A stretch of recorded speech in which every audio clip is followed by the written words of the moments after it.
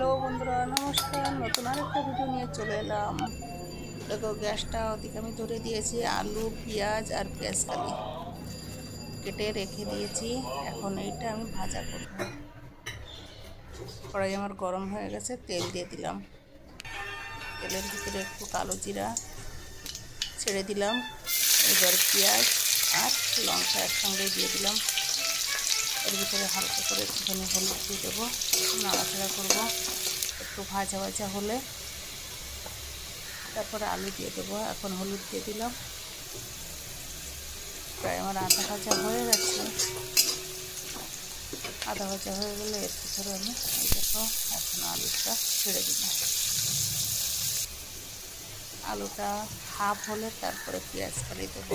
লবণ দিয়ে নাড়াচাড়া করতে করতে আমার ভাজার হাফ হয়ে গেছে। এবার পেঁয়াজ কালি দিয়ে দিলাম।